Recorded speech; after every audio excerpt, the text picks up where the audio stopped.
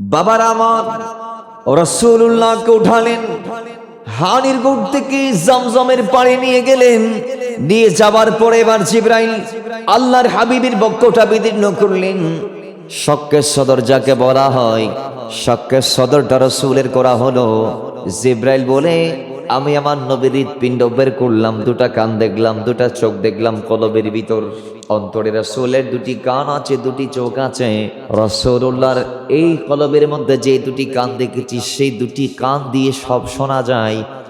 আর যেই দুটি বাতিনি চক্ষু আমি দেখেছি, সেই চোখ দিয়ে সবগুলা দেখা যায়। জোরে বলি সুবহানাল্লাহ। দুটি কান দেখেছি এমন যে দুই কানে সব শোনা যায়, দুটি চোখ দেখেছি এমন যে দুই চোখে সব দেখা যায়। রাসূলুল্লাহর কলবটা বের করলেন, জমজমের পানি দিয়ে ধৌত করা হলো। আমার নবীর কলবটা ধৌত করলেন। এরপরে সেখানে এক পেয়ালা ঈমান আর এক পেয়ালা হিকমা। সুবহানাল্লাহ পড়বেন। জিবরাইল বলে, আল্লাহ জান্নাত থেকে পাঠিয়েছি দুইটা পাত্রের মাধ্যমে। আমি জিবরাইল সেগুলো নিয়ে রাসূলের কদমে, আর সেগুলা রাসূলের কলব মোবারককে দুই মুছে সাফ করার পরে সেখানে আমি আবার এই পানিগুলা ঢেলে দিয়ে আমি আগের জায়গায় প্রতিস্থাপন করলাম। আল্লাহ রাসূলকে শক্কে সদর করা হলো। আল্লাহর কসম, এক ফোঁটা রক্ত জমিনের মধ্যে পড়ে নাই। জুড়ে বলি সুবহান। একেবারে ওপেন হার্ট সার্জারি, হুলকুমের নিচ থেকে নাভি পর্যন্ত, হুলকুমের নিচ থেকে নাভি পর্যন্ত এই গোটো পার্ট চিরা হলো। রাসূলের অন্তর মোবারক হৃৎপিণ্ড বের করা হলো। আল্লাহর নবীর হাত মোবারক বের করলেন, সেখানে এক ফোঁটাও রক্ত ঝরে নাই। সর্বশেষ শক্কে সদরের পরে রাসূলুল্লাহকে জিবরাইল উঠে দাঁড় করাইলেন। আল্লাহর নবীও দাঁড়িয়ে গেলেন। কি বুঝলেন আপনি? আল্লাহর জমিনে অপারেশন আমাদেরকেও করা হয়। হার্ট সার্জারি করার পরে দীর্ঘদিন একেবারে শুই থাকা লাগে। পুরো বুক সিরি ফেলানোর পরে মানুষ উড়িতে পারিব না। কিন্তু রাসূলুল্লাহর ক্ষেত্রে আলাদা, আমার নবীর ক্ষেত্রে আলাদা। আমার নবী সঙ্গে সঙ্গে উঠে দাঁড়ালেন। এটাই প্রমাণ যে রাসূলুল্লাহ সাল্লাল্লাহু তাআলা আলাইহি ওয়াসাল্লাম তোমাদের কারো মতো, জোরে বলেন, তোমাদের কারো মতো। বাবার আমার এরপরে রাসূলুল্লাহ কোটানো হলো, খানে কাবার পানি নিয়ে যাওয়া হলো। কাবা শরীফের পাদদেশে নিয়ে গিয়ে রাসূলুল্লাহকে 2 রাকাত নামাজ পড়তে নির্দেশ দেওয়া হলো। রাসূলুল্লাহ 2 রাকাত নামাজ পড়ে এবার যাত্রা, বরাক নিয়ে যাত্রা শুরু করলেন। যাইতে যাইতে রাসূলুল্লাহ বলি যে আল্লাহ যে কোরআনে বলেছে, সুবহানাল্লাযী আসরা বিআবদিহি লাইলাম মিনাল মাসজিদিল হারাম। যে আল্লাহ বলেছেন আসরা শুরু হয়েছে হারাম থেকে, মসজিদুল হারাম। এটা কি? খানে কাবা, খানে কাবা। এই আসরার দূরত্ব কতটুকু ছিল? কয় ইলাল মসজিদিল আকসা, মসজিদ আকসা পর্যন্ত। এটা কি? বাইতুল মুকাদ্দাস, যেটা জেরুজালেমে অবস্থিত। রাসূলুল্লাহকে সেটুক পর্যন্ত প্রাথমিক সফরে নিয়ে যাওয়া হচ্ছে। বাবার আমার নবী বলে, আকসায় যাওয়ার পথে আমি যখন যাইতে যাইতে ওদিক খেজুর গাছ সংশ্লিষ্ট একটি জায়গা, সেই জায়গা যখন আমি ক্রস করছিলাম, জিবরাইল আমিন বলে, ইয়া রাসূলুল্লাহ, আপনাকে থামাইতে হবে, একটু করে দাঁড়ান, আপনাকে দাঁড়াতে হবে। রাসূল বলে, আমি দাঁড়াইলাম, বুরাক থেকে নামলাম। জিবরাইল বলি, ইয়া রাসূলুল্লাহ, এখানে 2 রাকাত নামাজ পড়তে হবে। এই জায়গা কোন জায়গা জানেননি? এই জায়গার নাম ইয়াসরিব। আপনি 1 বছর পরে এই জায়গায় হিজরত করে সিদ্দিক আকবরকে নিয়ে আপনি চলে আসবেন। জোরে বলি সুবহানাল্লাহ। এ মেরাজ হয়েছিল নবুয়তের 12 বর্ষে। এর 1 বছর পরে হিজরত হয়েছে। মেরাজে 1 বছর পরে হিজরত হয়েছে। তাইলে বাবা রাসূলুল্লাহকে জিবরাইল বলছে, ইয়া রাসূলুল্লাহ সাল্লাল্লাহু আলাইহি ওয়াসাল্লাম, নবী, এই জায়গায় আপনাকে নামতে হবে। এটার নাম ইয়াসরিব। আপনি রাসূল এটাকে মদিনা করবেন। আপনি রাসূল এটাকে কি করবেন? মদিনা করবেন। ইয়া রাসূলুল্লাহ সাল্লাল্লাহু আলাইহি ওয়াসাল্লাম, আপনাকে এখানে নামতে হবে।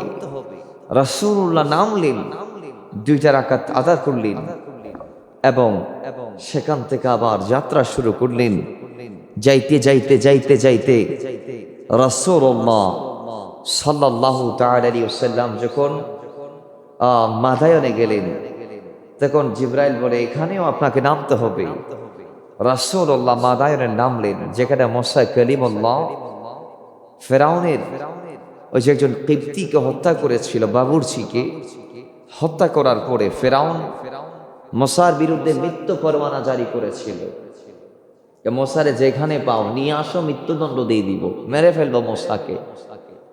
তো মুসা ইসলাম যে জায়গায় হিজরত করেছিলেন সেই সময়, সেটার নাম ছিল মাদায়ান। নাম কি? মাদিয়ান।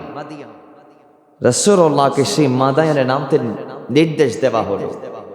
সে মাদায়ানে মুসা কালিমুল্লাহ 10 বছর ছিলেন। কথা বলেন, কয় বছর? 10 বছর। আর মদিনায় হিজরত করে মদিনা তো রাসূল ছিলেন 10 বছর। সুবহানাল্লাহ কি পড়বেন না? তাহলে সেই 10 বছরে মুসা কালিমুল্লাহ নবী শুআয়ব আলাইহিস সালাতু ওয়াস সালামের কন্যাকে শাদী করলেন আল্লাহর হুকুমে। সুবহানাল্লাহ কি পড়বেন না?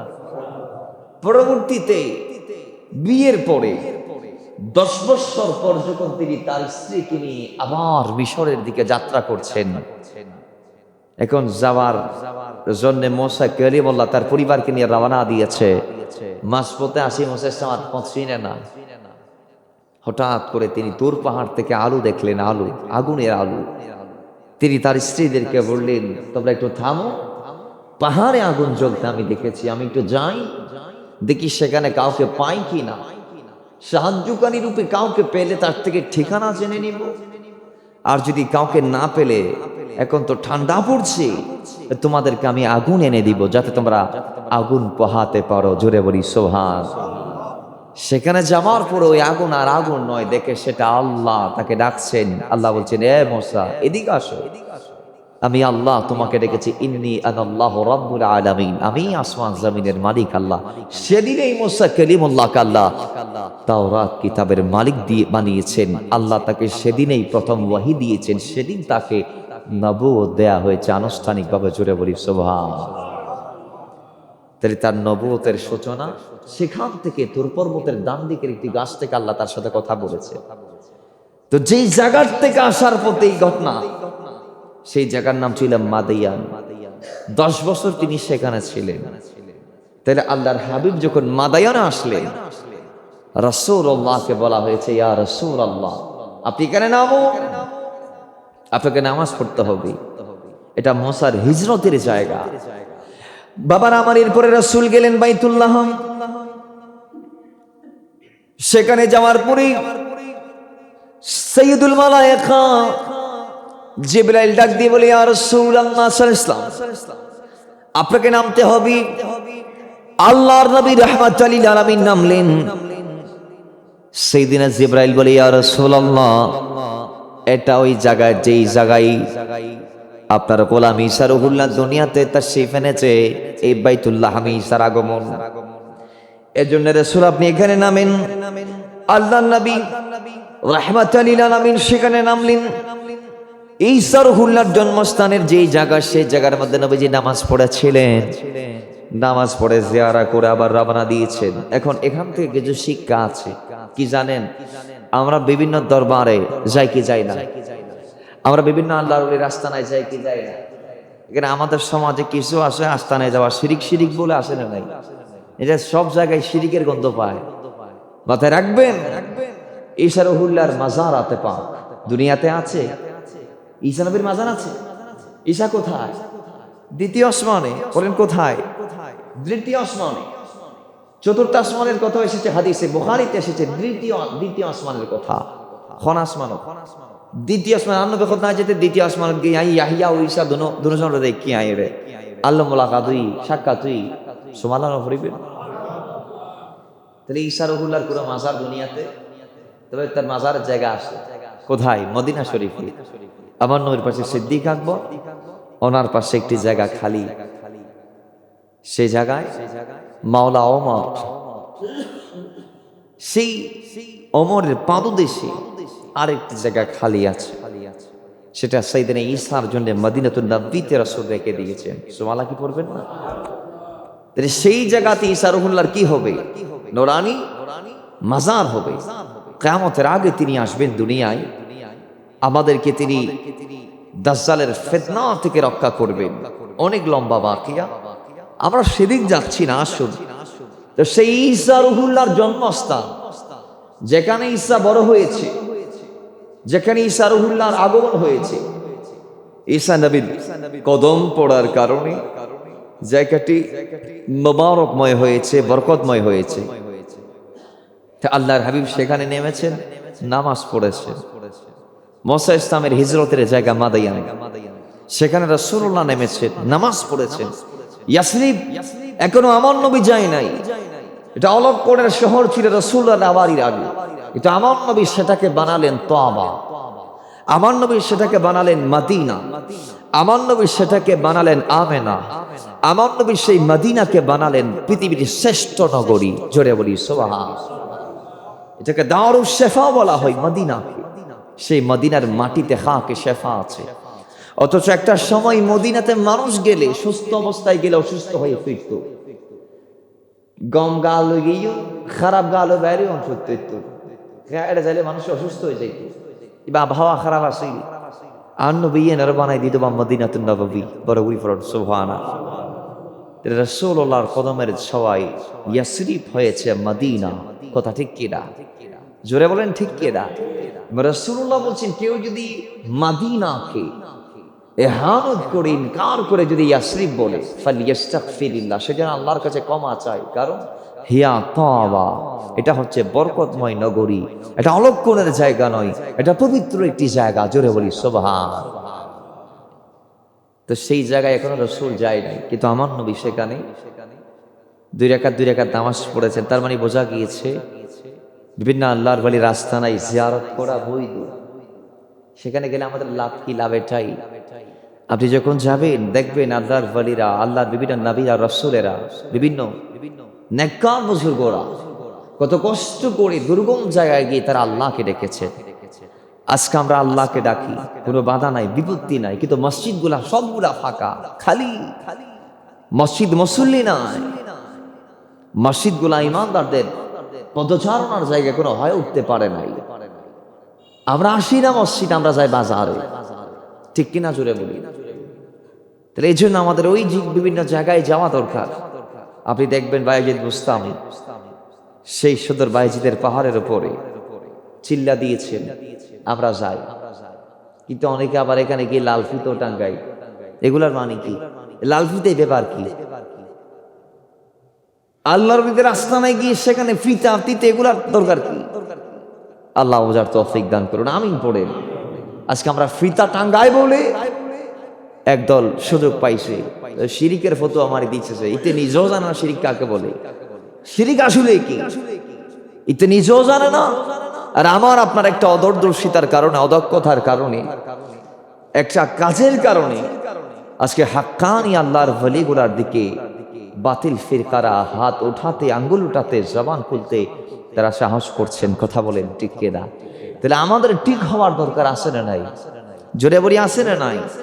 আল্লাহর ওলিদের ইদারায় যাবেন, ওলি আল্লাহদের জিয়ারা করবেন, ওলি আল্লাহদের আস্তানায় যাবেন, সেখান থেকে ইবরাত হাসিল করবেন, সেখান থেকে ওই মোবারকময় স্থানের তাবরুক হাসিল করবেন। সেখানে যাওয়া মানে নিজের জীবনটাকে দামি করা। হতে পারে আল্লাহর ওলির একটি ইদারা জিয়ারা আপনার মুকদ্দরকে পরিবর্তন করে দিবে। আপনার তাসির যদি সেই ওলি আল্লাহর দিকে নিসবত হয়, সেই ওলি আল্লাহর তাসির যদি আপনার ভিতর চলে আসে, নিসবত সে আজমত মিলতি হে একটি কথা আছে। সম্পর্কের কারণে মানুষের সম্মান বেড়ে যায়। তো একজন আল্লাহর ওলির ইদারায় গিয়ে যদি তার সাথে আপনার সম্পর্ক হয়ে যায়, তাহলে হতে পারে সেই সম্পর্ক আপনার জীবনের মোড় ঘুরিয়ে দিবে। কথা বলি ঠিক কিনা? আল্লাহ আমাদেরকে বোঝার তৌফিক দান করুন, আমিন পড়েন। তো মহাব্বতে দরুদ পড়ি, আল্লাহুম্মা সাল্লি মাওলানা মুহাম্মাদ ওয়া আলা আলি সাইয়্যিদিনা বাবার আমার রাসূল বলে সেদিন যাইতে যাইতে যাইতে যাইতে মরুর মাঝে একজন বৃদ্ধ মানুষের মোলাকাত আমি পাইলাম। একজন বৃদ্ধ বান্দাকে দেখার পরে জিবরাইল আমি জিজ্ঞেস করলাম, জিবরাইল বলো ইনি কে? মরুভূমির মাঝখানে খালি পায়ে দিয়ে তিনি যায়, এটাকে আমি জানতে চাই। জিবরাইল বলে ইয়া রাসূলুল্লাহ সামনে যান, সব বলবো। জোরে বলি সুবহান। বাবার আমার কদ্দূর যাওয়ার পর আরেকটা বৃদ্ধা দেখলেন। আরেকটি বৃদ্ধাকে দেখার পরে দেখা যায় ওই বৃদ্ধা রাসূলুল্লাহকে আহ্বান করে নেদা করে ইয়া রাসূলুল্লাহ দয়া করে মেহেরবানি করে একটু আমার দিকে আপনি চলে আসেন, আমি আপনাকে একটু চাই। রাসূলের তাশরীফ আমার জন্য সে ফরিয়াদ করেছে। জিবরাইল বলেন নবীজি তার দিকে যাওয়ার দরকার নেই, আপনি সামনে যান, আমাদের গন্তব্যে কোনো বাকি আছে। সুবহানাল্লাহ জুড়ে বলুন। এরপরে রাসূলুল্লাহ এমন একটি দলের পাশ দিয়ে যাচ্ছিলেন যারা রাসূলুল্লাহকে সালাম দিয়েছিলেন। আমার নবী সেই সালামের জবাব দিয়েছিলেন। এবার জিবরাইল বললেন ইয়া রাসূলুল্লাহ আমি এবার আপনাকে শুরু থেকে ওয়াকিয়াগুলা বলি। যে একজন বৃদ্ধকে প্রথমে আপনি দেখেছিলেন সেই হচ্ছে দুনিয়া, সে দুনিয়া। বৃদ্ধটার বয়স যদ্দূর বাকি আছে দুনিয়াও সেম, দুনিয়ার প্রায় শেষ, বাকি অল্প হায়াত আছে। একদিন কুল্লু শাইইন হালিকুন ইল্লা ওয়াজহা, আল্লাহ বলেছেন একদিন সব কি হয়ে যাবে, ধ্বংস হয়ে যাবে। আল্লাহ যে বলছেন কুল্লু মান আলাইহা ফানি ওয়া ইয়াবকা ওয়াজহু রাব্বিকা যুল জালালি ওয়াল ইকরাম। আল্লাহ ছাড়া একদিন সব কি হয়ে যাবে, ফানা হয়ে যাবে। আল্লাহ বলছেন ইযা যুলজিলাতিল আরদু জিলজালাহা ওয়া আখরাজাতিল আরদু আথকালাহা। একদিন জমিনটা ভূমিকম্পের মাধ্যমে আল্লাহ হালাক করে দিবে। আল্লাহ বলেছেন ইযা সামাউন ফাতারাত, উপরের আসমানটা একদিন থাকবে না। ওয়াইদাল কাওয়াকিবু তাফারাত, তারকাগুলো একদিন থাকবে না। তাইলে এভাবেই একদিন সব কি হয়ে যাবে, হালাক হয়ে যাবে। তাই ইয়া রাসূলুল্লাহ যে একজন বৃদ্ধ আপনি দেখেছেন তার যেমন অল্প হায়াত বাকি, তেমনি দুনিয়াও এভাবে অল্প আর থাকবে।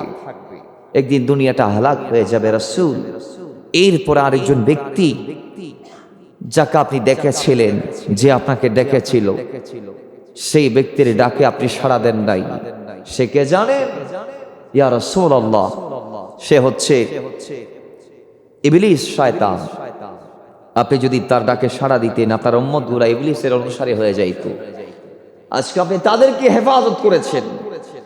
আর আপনি যদি ওই প্রথম বৃদ্ধ যিনি একেবারে শেখে জানি অতিশয় দুর্বল, আপনি যদি তাকে দেখে তার দিকে যাইতেন আপনার উম্মতরা দুনিয়া লুবি হয়ে যাইত।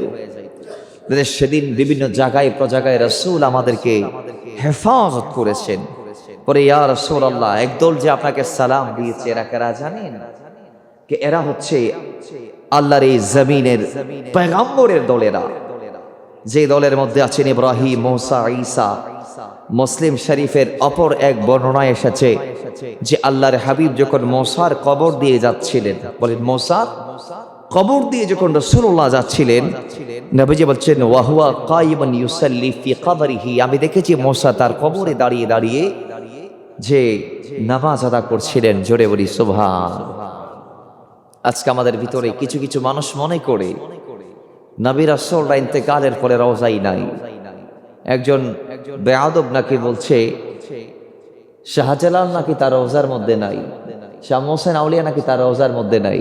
এগুলা খাই কি বলে কি আল্লাহ ওয়া রাসূল আলাম। বলতে বলতে এদের যে কিছু সিনিয়র বেয়াদব আছে, এরা বলে নবী মরনে কি বাদ মাটি সে মিলকর ফানা হওয়া, নবীর ইন্তেকালের পর নাকি মাটির সাথে মিশে যায়। নাউজুবিল্লাহ পড়বেন না? অথচ আল্লাহ বলছেন ইন্নাল্লাহা হারামা আলাল আরদি আন তাকুলা আজসাদাল আমবিয়া, নবীদের জিসিম ভক্ষণ করার মতো হুকুম বা অধিকার আল্লাহ মাটিকে দেই নাই। কথা বলেন ঠিক কিনা? তো আওয়াজ দিয়ে বলেন ঠিক কিনা? তাহলে আমার নবী রাসূলদেরকে দেখেছিলেন সেদিন। অন্য বর্ণনাতে এসেছে নবীজি বলছেন যে মারারতু ইনদাল কাতিব আহমার, আমি যখন কাসিব আহমর দিয়ে যাচ্ছিলাম, ফারাআইতু মূসা ওয়া হুয়া কায়িবুন ইউসাল্লি ফি কবরিহি, আমি দেখেছি সেদিন আমার ভাই মূসা কালিমুল্লাহ তার কবরে দাঁড়িয়ে দাঁড়িয়ে সালাত আদা করছে। কেউ কেউ বলছেন মূসা কালিমুল্লাহ প্রাথমিকভাবে সালাতে থাকলেও তিনি যখন পরবর্তীতে আশ করতে পারলেন যে আসমানের উপর দিয়ে রাহমাত আলীর আলামিনের আগমন হচ্ছে, খোদা কি কসম, তিনি তার সরাকে শেষ করে সঙ্গে সঙ্গে রাসূল আরবি সাল্লাল্লাহু তাআলা আলাইহি ওয়াসাল্লামের উপরে দরুদ পড়া শুরু করে দিয়েছেন। জোরে বলি সুবহান। বাবার আমার রাসূল সেদিন অনেককে দেখেছিলেন। রাসূলুল্লাহ বলে আমি এমন এক সম্প্রদায়ের পাশ দিয়ে যাচ্ছিলাম, আমি দেখলাম এরা যেদিন ওই ফসল ফলাচ্ছি সেদিন ওই ফসল কাটছেন, যেদিন বীজ বপন করছেন সেদিন তাদের বীজ থেকে চারা হচ্ছে, চারাগুলা বড় হচ্ছে, আবার বড় হয়ে সেখানে ফল ধরছে, আবার একই দিনে ধান কাটে।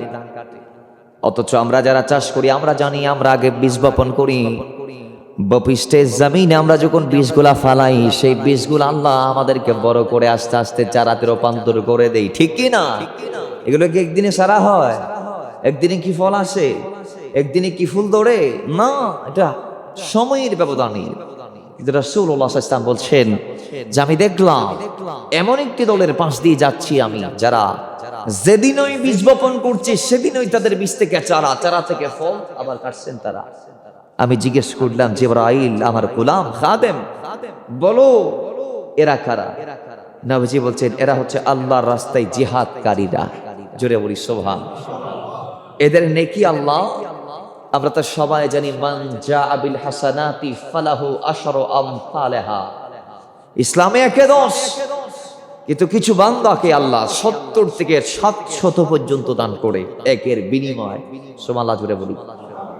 তাই রাসূলুল্লাহ সাল্লাল্লাহু আলাইহি ওয়াসাল্লামকে বলা হলো ইয়া রাসূলুল্লাহ এরা জিহাদিরা, যারা আল্লাহর রাস্তায় দিন কায়েমে জীবন উৎসর্গ করেছিল, এবং এদেরকে আল্লাহ এমন বারাকা দিয়েছে এদের নেকি 700 গুণ পর্যন্ত বৃদ্ধি পাচ্ছে। জুড়ে বলি সুবহান। বাবার আমার, এরপরে রাসূলুল্লাহ বলে আমি এমন একটা দলের পাশ দিয়ে যাচ্ছি যাদের মাথাকে আঘাতের মাধ্যমে চূর্ণ বিচূর্ণ করা হচ্ছে। আমি জিজ্ঞেস করলাম কেন এদের মাথাগুলাকে চূর্ণ বিচূর্ণ করা হচ্ছে? একবারই মারে, আঘাতে জর্জরিত হয়ে জাররা জাররা পরিমাণ হয়ে যায়, পরে আল্লাহ আবার এক করে, আবার আকৃতি দান করে, আবার মারি। এইভাবে মারতে মারতে প্রত্যেক আঘাতে তারা জীর্ণ শীর্ণ জলাজীর্ণ ধোলাই মলিন হচ্ছে, একেবারে জাররায় পরিণত হচ্ছে। পরে আবার আল্লাহ তাদেরকে এক করে আবার এইভাবে তাদের শাস্তি চলমান। রাসূলুল্লাহ জিজ্ঞেস করলেন জিবরাইল বলো এরা কারা? জিবরাইল বলেন ইয়া রাসূলুল্লাহ এরা ওই সব উম্মত যে উম্মত গুলা জমিনে সালাত আদা করতো না। আল্লাহর কোরআন আমাদেরকে জানিয়েছেন সূরা মুদ্দাসসিরের 42 থেকে 43 আয়াত, আল্লাহ বলছেন মা সালাকাকুম ফি সাকার, জান্নাতীরা জান্নাতে যাওয়ার আগে একটু জাহান্নামে যাবে, দেখবে তাদের কে কে আছে আত্মীয়দের ভিতরে, গিয়ে দেখবেন জাহান্নাম মানুষে ভরপুর। জিজ্ঞেস করবেন কেন? মা সালাকাকুম ফি সাকার, এই জায়গায় আসার পিছনে কারণ কি? কি গজিলা দুনিয়াতে? এরা বলবেন লাম নাকু মিনাল মুসাল্লিন, আমরা নামাজকে বাদ দিয়েছিলাম, আমরা নামাজটা আদা করতে পারি নাই। জোরে বলি নাউজুবিল্লাহ। এই নামাজ মেরাজের শিক্ষা, মেরাজের হাদিয়া, এটা নিয়ে আমরা আগামী জমাতে ইনশাআল্লাহ ধারাবাহিকভাবে আলোচনা করবো। আমি অধিক যাব না, আমি মেরাজ আজকে শেষ করে দিব। আগামী জমাতে আমরা নামাজের ব্যাপারে ফিরতি পথের যাত্রাগুলা আগামী জমাতে ইনশাআল্লাহ আমরা বলবো। এবার আসেন, তো তারা সম্পর্কে যখন রাসূল জানতে চাইলেন কেন তাদেরকে জিল্লত দেওয়া হচ্ছে, তাদের মাথাকে কেন জর্জরিত করা হচ্ছে, আঘাতে চূর্ণ বিচূর্ণ করা হচ্ছে, জিবরাইল বলেছিল ইয়া রাসূলুল্লাহ সাল্লাল্লাহু আলাইহি ওয়াসাল্লাম নবী এই উম্মতগুলা নামাজে পাবন্দী ছিলেন না, এজন্য তাদের এই অবস্থা। এরপর রাসূলুল্লাহ সাল্লাল্লাহু আলাইহি ওয়াসাল্লাম বলছেন আমি এমন একটা দলের পাশ দিয়ে যাচ্ছিলাম যাদের লজ্জাস্থানের সামনে এবং পেছনে ছেঁড়া কাপড় দিয়ে রাখা, এবং তারা চতুষ্পদ জন্তু যেগুলো আছে, জন্তু জানোয়ার সাইটিংয়ে জানোয়ার আর জীবের হই, নবীজি বলছেন সেই চতুষ্পদ জন্তুর মতো তারা চড়ছেন, হাঁটা চলা করছেন, এবং কাঁটাযুক্ত জাক্কুমের ফোর আল্লাহ তাদেরকে খাওয়াচ্ছেন, জাহান্নামের পাথর আল্লাহ তাদেরকে খাওয়াচ্ছেন। জিবরাইলকে রাসূলুল্লাহ জিজ্ঞেস করলেন, জিবরাইল কেন তাদের এই অবস্থা? তখন জিবরাইল বললেন, ইয়া রাসূলুল্লাহ, এরা ওই সব আপনার উম্মতরা যারা তাদের সম্পদের হিসেব করে যাকাত দিত। আজকে আমরা যাকাত কিন্তু দেই না, ফাঁক ফুকর কুজি কুজুর হাতে তো হজ্জ আছে, কি আছে হজ্জ, অথচ ব্যাংকত 40 লাখ টাকা ফেলার একটি ফিক্সড ডিপিএস করি প্রতি মাসে তুলুকা আনি আইয়ে বছরের পর বছর ব্যবসার মাঝে মূলধন হারাই দিন বরাবর থাকি কিন্তু ঋণ গুলো যাকাত দেয়া না পরে ফান খোদা হাতে তো কি আছে, হজ্জ আছে। স্বর্ণ কিনে 7.5 বুড়ি কিনা যাবে না, 7 বুড়ি নাও কেয়া 7.5 বুড়ি লইলে জহাদ দান করিব নাউজুবিল্লাহ বাড়ি যা কইবেন দেরি। তাহলে এরকম কিছু ব্যক্তি আমাদের সমাজে আছে যারা যাকাতকে কি মনে করে, বোঝা মনে করে, অথচ যাকাত হচ্ছে সম্পদের পবিত্রতা। আপনি যদি আপনার সম্পদের আধিক্যতা চান, আল্লাহর কসম করে বলছি, তাহলে আপনাকে যাকাত দিতে হবে। কারণ দিলে বাড়ে, বলেন দানে আনে, দানে কমে না। আপনি আল্লাহর জন্য যখন দিবেন, বিনিময়ে আপনাকে দিবেন কে? একটু আওয়াজ জুড়ে বলি কে? এজন্য আল্লাহ বলছেন, তোমরা আমার জন্য দাও। কোনটা? লান তানালুল বিররা হাত্তা তুনফিকু মিম্মা তুহিব্বুন। তোমাদের যেটা দামি সেটা আল্লাহর জন্য তোমরা কোরবান করো। সুবহানাল্লাহ পড়বেন না? তাহলে সেই যাকাত অনাদায়ীদের এই অবস্থা হবে কিয়ামতের দিন। বাবার আমার রাসূলুল্লাহর পরে এমন একজন দলের পাশ দিয়ে যাচ্ছিলেন, যে মানুষগুলার সামনে রান্না করে একেবারে সুন্দর মাংসের বাটি পড়ে আছে, ডেকসি পড়ে আছে, কিন্তু এরা এগুলা খায় না। এরা পচা খাবার, মাসি খাবার, যেখান থেকে দুর্গন্ধ আসে এরকম খাবার খাচ্ছে। উন্নত মানের গোশত রেডি করা টাকার পরেও তারা খায় না, কাঁচা দুর্গন্ধযুক্ত গোশত তারা খায়। জিবরাইল আমিন আল্লাহর হাবিবের কদমে রাসূলুল্লাহর প্রশ্নের জবাবে রাসূল যখন জানতে চাইলেন, জিবরাইল কেন তাদের এই অবস্থা? জিবরাইল বলে, ইয়া রাসূলুল্লাহ, এই অবস্থার পিছনে একটি কারণ, সেটা এভাবেই যে এই বান্দাগুলার ঘরের মধ্যে নেককার সতী সাধ্বী স্ত্রীরা ছিল। আল্লাহ এদেরকে হালাল রমণী দেওয়ার পরেও এরা পরকীয়ায় হারাম সম্পর্কে লিপ্ত ছিল। এদের ঘরে বৈধ স্ত্রী আছে, কিন্তু এরা অন্য নারীর সাথে রাত কাটাইতো। এবং এই মহিলা যেগুলো আজকে মাংসগুলা খাচ্ছে, এদের ঘরে বৈধ স্বামী থাকার পরেও এরা অবৈধভাবে পরপুরুষের বিছানায় রাত কাটাতো, কিংবা স্বামীর বিছানায় এরা নিজের স্বামী ছাড়া ভিন্ন জনকে শোয়াতো বসাতো। বেদায় আজকে তাদের এই অবস্থা। রাসূলুল্লাহ বলে, আরেকটা দলের পাশ দিয়ে যাচ্ছি, আমি দেখছি তারা লাকড়ি জোগাড় করতে করতে করতে করতে বিরাট স্তূপ করে ফেলেছে। এরপর এমন লাকড়ি তার জোগাড় হয়েছে যে লাকড়িগুলা সে মাথায় করে কাঁধে করে এক জায়গা থেকে আরেক জায়গায় নিয়ে যাইতে পারবে না। এরপর হইতে লাহোরি তোয়ার, এটাতে লাহোরি আল্লাহ দিই অসংখ্য লাকড়িকে জোগাড় করানোর পর হইতে আবার লাহোরি তোয়ার, অথচ দিন বয়ের এক জায়গা তো আরেক জায়গা।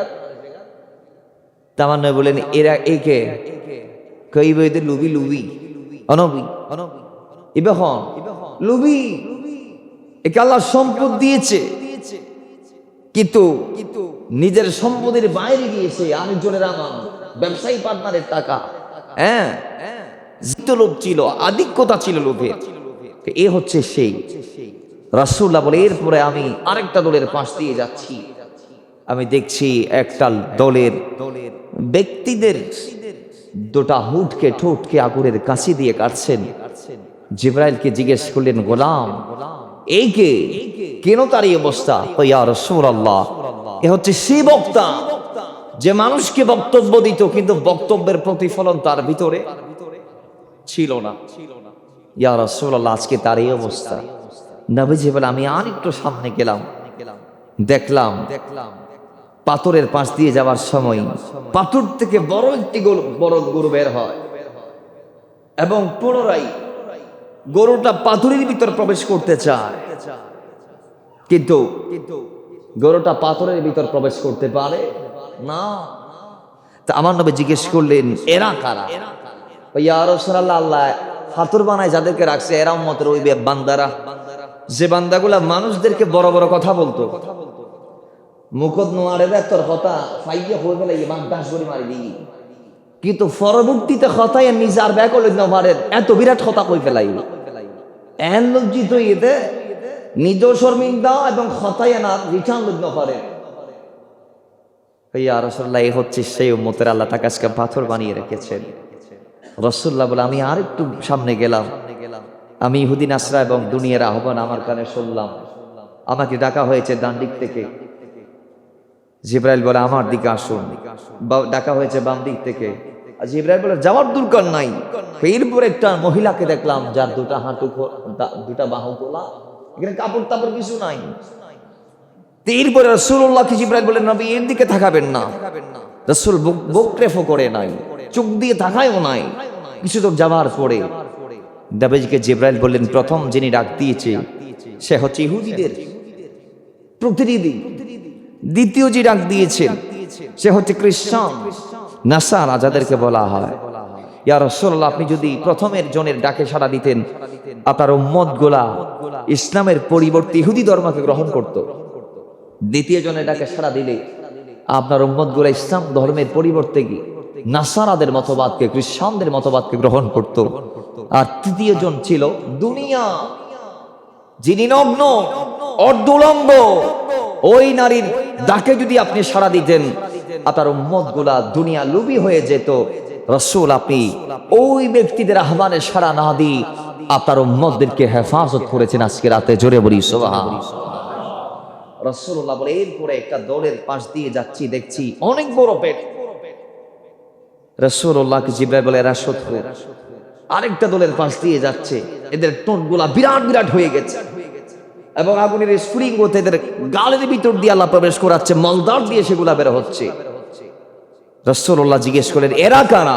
ইয়া রাসূলুল্লাহ, এরা উম্মতের সেই ব্যক্তি যারা এতিমের হককে ফেরেছে। যেমন বাপ মারা গেছে, চাচার দায়িত্ব আছে ভাতিজাগুলা, এখন চাচার সম্পদ বন্টন করতে গিয়ে সুষম বন্টন করতে পারে নাই, নিজে বেশ নিজে বায়ের হক তার সন্তান আওলাদ ফরজনদেরকে কম বোঝাই দিয়েছে। তাহলে এতিমের হক খাইছে কিনা? এদের ঠোঁটগুলা কিয়ামতের মাঠে বিরাট আকারের হয়ে যাবে এবং আল্লাহ এদেরকে মুখ দিয়ে আগুন প্রবেশ করাই দিবে এবং সেগুলো তাদের মলদার দিয়ে বের হবে, পায়খানার রাস্তা দিয়ে বের হবে। আল্লাহ আমাদেরকে হেফাজত করুন, আমিন বলেন। এরপরে বেবিচারিণী মহিলাদেরকে দেখলেন রাসূল, যাদের ব্রেস্টের সাথে ঝুলন্ত অবস্থায় তাদেরকে ঝুলিয়ে রাখা হয়েছে। আমাদের সমাজে কিছু বেবিচারী নারী আছে না, যারা অবৈধ কাজ করে, এদেরকে ব্রেস্ট অর্থাৎ এই দুগ্ধের সাহায্যে আল্লাহ ঝুলিয়ে রাখবেন কিয়ামতের দিন। আল্লাহ আমাদের মা বোনগুলাকে হেফাজত করুন, আমিন পড়েন। রাসূলুল্লাহ এমন এক দলের পাশ দিয়ে যাচ্ছিলেন যাদের শরীর থেকে গোশত কাটা হচ্ছে। জিবরাইল বলেন, এরা হচ্ছে সুগলকুর, একজনের কথা আরেকজনের লাগাই দিত। ও না ফোন মানুষ মনে করি একখান হইও নিতে ইন্দি ওই মাথা তো ঘুরি আইতে দেখা যাতে যার বিরুদ্ধে হইন অথবা যার পক্ষে হই নিতে যায় লাগাই দিন, বাজাই দিয়ে না হচ্ছে হতা হন না। এরকম কিছু আমাদের সমাজে আছে। আল্লাহ এদের থেকে আমাদের সবাইকে হেফাজত করুন। রাসূলুল্লাহ এইভাবে যাইতে যাইতে আর দুটো ডাক শুনলেন, একটা জান্নাতের আর একটা জাহান্নামের। রাসূলুল্লাহ যখন জান্নাতের ডাক শুনেছিলেন, ঠান্ডা হাওয়া অনুভব করেছিলেন, জান্নাত থেকে আওয়াজ আসছে, ইয়া রাসূলুল্লাহ, যে যে জান্নাত বলছে, আল্লাহ আমি তো আর পারছি না, আমার গাছগুলাতে এত বেশি পরিমাণ ফল আসছে যে ফলের ভারে গাছের ডালগুলা ভেঙে যাচ্ছে, তা আমার ভিতর যাদেরকে দেওয়ার জন্য প্রতিশ্রুতি দিয়েছো তারা কোথায়? তারা কখন আসবে আমার ভিতরে? কখন কদম দিবে তারা আমার ভিতরে? কখন তারা আমার এই ফলগুলা খাবে, এই নিয়ামতগুলা ভক্ষণ করবে? আল্লাহ তাকে শান্ত করলেন, জান্নাত স্থির হয়ে যাও, শান্ত হয়ে যাও, অচিরেই আমি ইমানদারদেরকে তোমার ভিতর প্রবেশ করিয়ে দিব। জোরে বলি সুবহানাল্লাহ। একটু পরে জাহান্নাম, উষ্ণতা এবং বিরাট কর্কশযুক্ত শব্দ শুনলেন। রাসূলুল্লাহ জানতে চাইলেন, কে? কয়টা জাহান্নামের আওয়াজ। জাহান্নাম কি বলে? আল্লাহ আমার ভিতর যে আযাবগুলা বাড়তে বাড়তে আরো বাড়ি গেছে, একেবারে পরিপূর্ণের চেয়ে আরো পরিপূর্ণ হয়ে গিয়েছে। এখন আমার খাবার যেগুলা তুমি যে বলেছো মানুষ আমার খাবার হিসেবে তুমি আমার পেটের ভিতর দিবে, এরা কোথায়? আল্লাহ দাও না। তখন আল্লাহ বলেছিল, শান্ত হও, স্থির হও জাহান্নাম, অচিরেই নালায়েক কাফের মুশরিক যারা আছে এবং অহংকারী যারা আছে, কিয়ামত দিবসে আমি আল্লাহ তোমার পেটের ভিতর তাদেরকে প্রবেশ করিয়ে তোমার আহার আমি তোমার বরাবর পৌঁছিয়ে দিব। জোরে বলি নাউজুবিল্লাহ। তা দোজক বলে আমি সন্তুষ্ট হয়েছি মালিক, সন্তুষ্ট হয়েছি। তাহলে রাসূলুল্লাহ সেদিন রাতে সব দেখে আমাদেরকে জানিয়েছে কে কোন কারণে, কোন বদামলের কারণে কষ্ট পাচ্ছে কবরে। আমাদের ভিতর যদি সে খাসলত গুলা থাকে, আল্লাহ আমাদেরকে সে খাসলত থেকে ফিরে আসার তৌফিক দান করুন, আমিন পড়েন।